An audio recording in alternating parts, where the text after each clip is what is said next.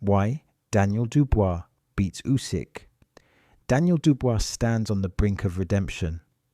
After a controversial first encounter with Alexander Usyk, the question isn't just can he win, it's how. Usyk, the master technician and ring general, has the experience, the accolades, and the intelligence to adapt. But Dubois has evolved. With a new trainer, a sharpened inside game, and renewed confidence, he's not the same man Usyk faced before.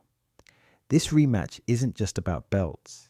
It's about belief, growth, and whether raw power fused with maturity can finally crack the puzzle of Alexander Usyk.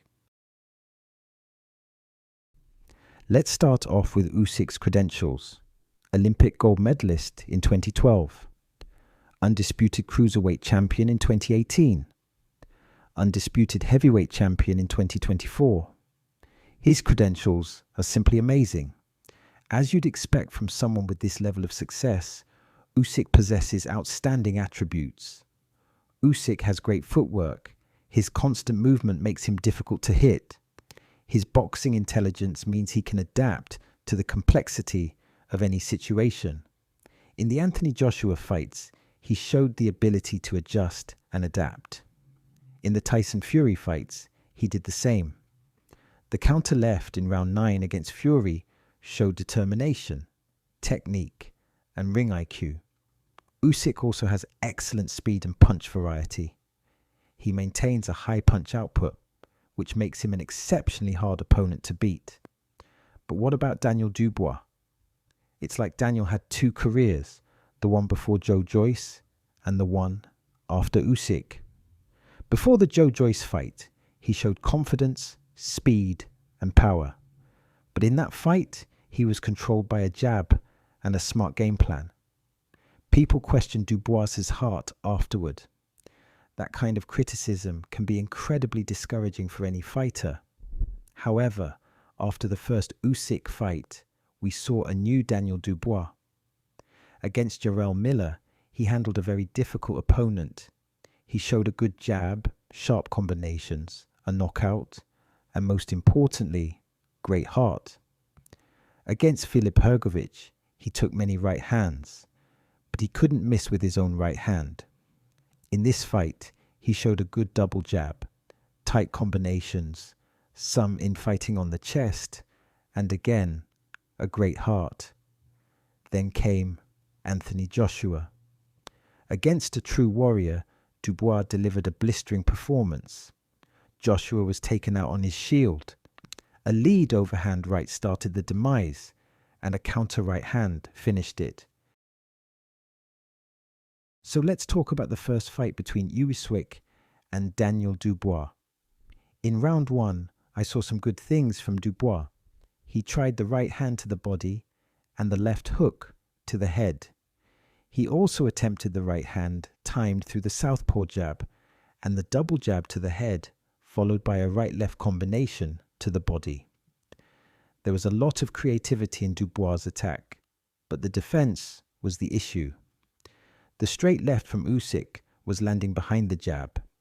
His southpaw jab was short and snappy, with variations that included feints and different angles.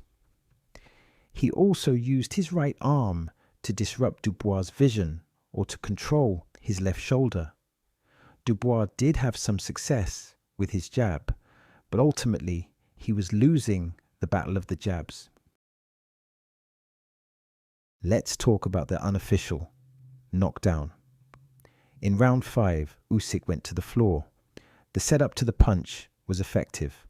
A left feint followed by an uppercut to the body. Had it landed perfectly on target, it would have been the perfect shot. Some have alleged that the punch was not illegal. The evidence may suggest that the punch entered a grey area where it wasn't clearly illegal, but also not clearly clean. Regardless, afterward, Usyk adapted and won the fight conclusively. This again demonstrates his exceptional boxing intelligence. So what's different in the rematch? Well, there are a few things. First of all, Daniel has now built a strong professional relationship with his trainer, Don Charles. I feel that Don Charles adds creativity in the punching combination department. Under his guidance, Daniel is also developing an inside game. If, and it's a big if, he can turn the fight into an inside battle, that would be to his benefit. Clearly, Daniel is more confident now. He knows he can overcome adversity. Many say that boxing is a psychological game. If Daniel Dubois had a psychological meter, it has increased exponentially. Confidence can create opportunities. It can also create counter opportunities for your opponent. The key difference now is that Dubois is not just a power puncher with raw potential. He's a maturing fighter with layers to his game. His jab has improved, his composure under fire has been tested, and he's starting to believe in his ability to execute a game plan over multiple rounds.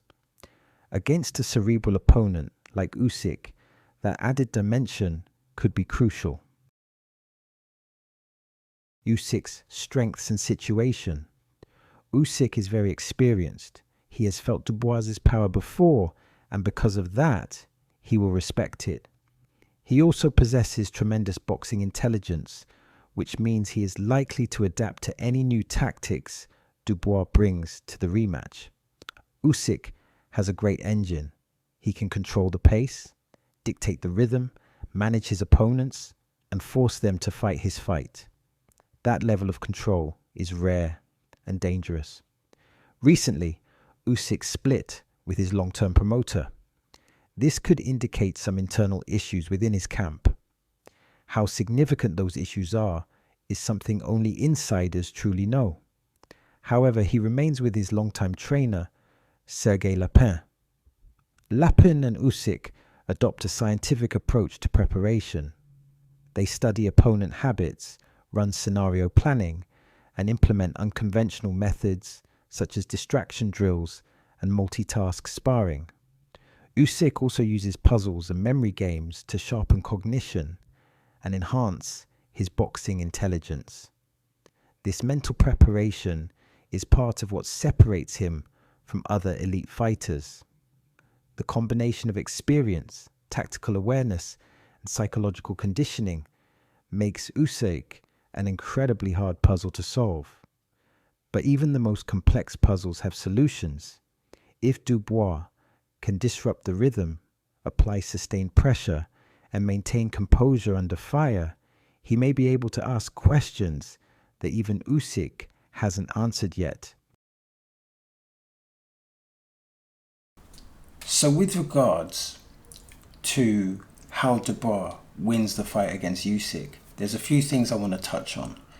And I've got this actually listed on my phone. So we're going to talk about punch creativity, we're going to talk about the weight, and we're going to talk about the boxing relationship, specifically the boxing relationship with Daniel Dubois and Don Charles.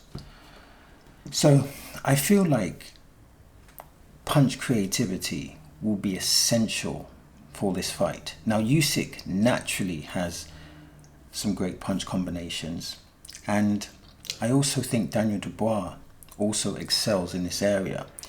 So I think there's a variety of things that Dubois needs to do. I think he needs to introduce innovative combinations. Now, clearly the body shot is something that was effective against Usyk, and other people have had success utilizing a body attack. We have the second Anthony Joshua fight, and we have the first Tyson Fury fight, and then we have the Daniel Dubois fight. So there's a reference point that Usyk can struggle with body shots. Now, I don't think he should go through the front door. What does that mean, to go through the front door? I don't think you can just attack the body. If you look at the unofficial knockdown, he actually did like a jab / feint and then went to the body. So I think what he needs to do, I think he needs to set it up to the body. So it could be a left hook to the body, and then a left hook to the head, and then a right hook to the body, preferably a short left hook to the head, and then a right hook to the body, or a feint. So he definitely needs to set it up. Or it could be a double jab and then dig to the body.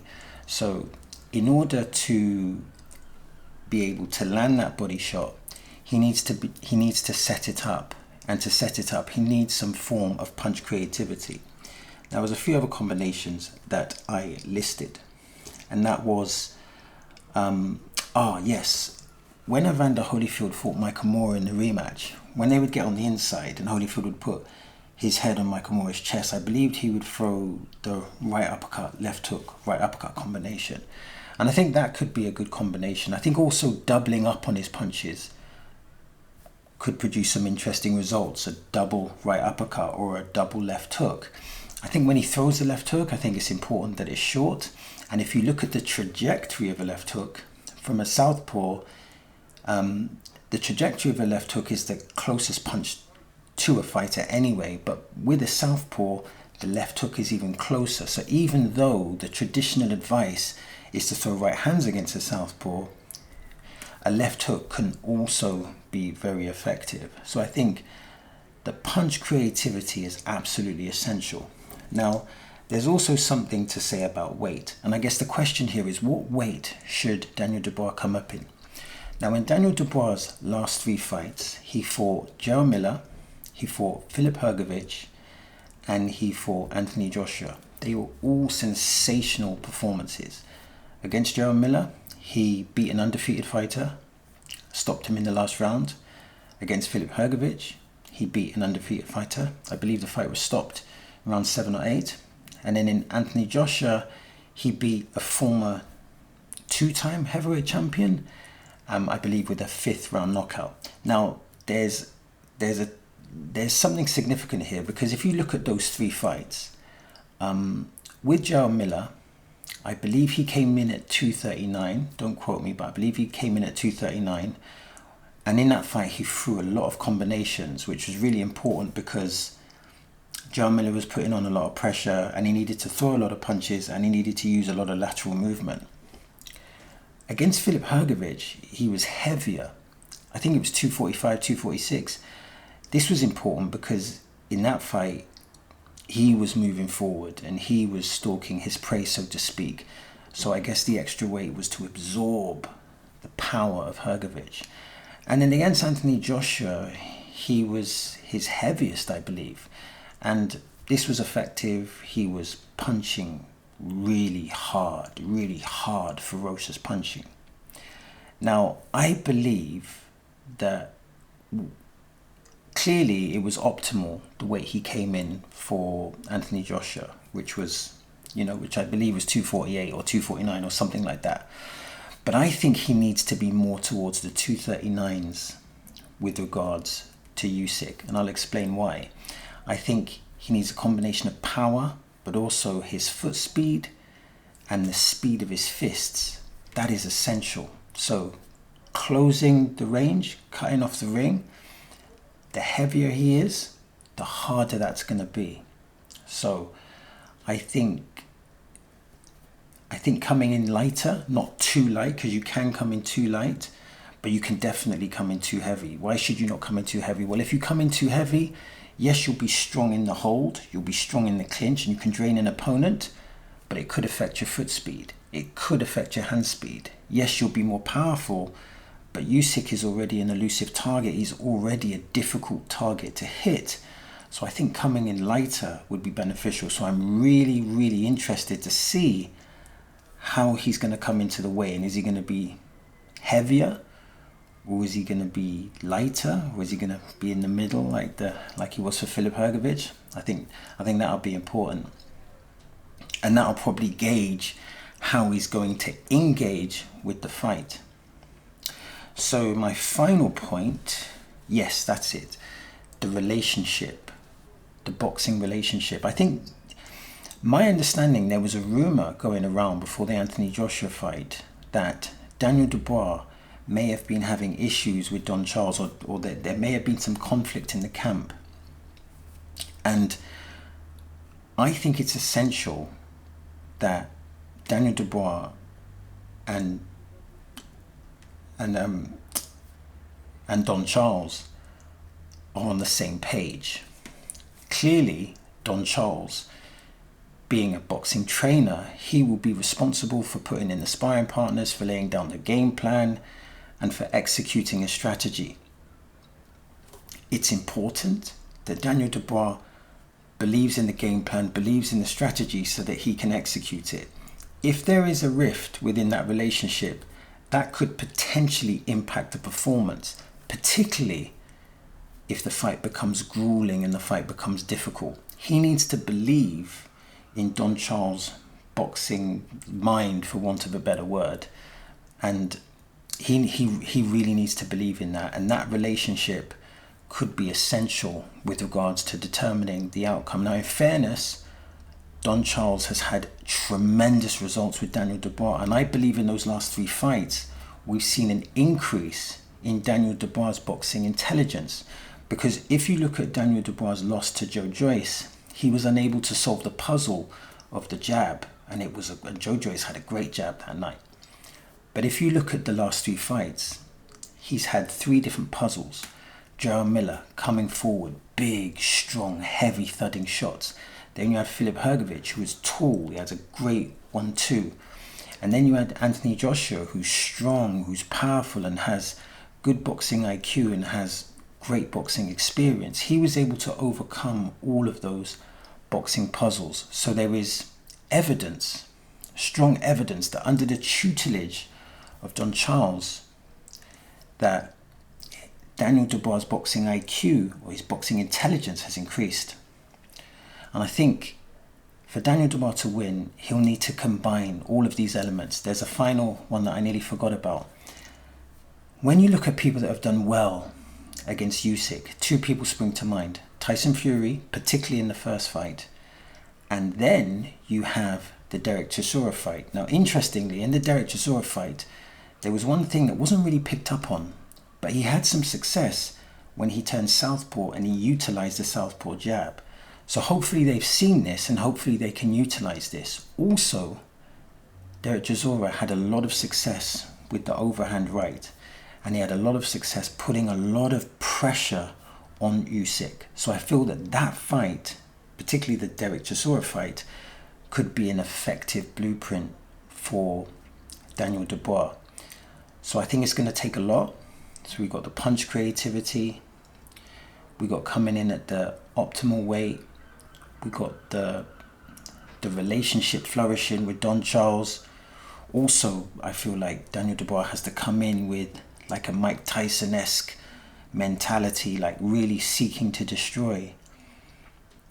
And clearly this fight will test his boxing intelligence. And the same way he solved the last 3 puzzles, well, this is probably one of the biggest puzzles he'll ever have to solve. So he'll have to be firing on all cylinders, and that will give him a chance to be successful in this fight.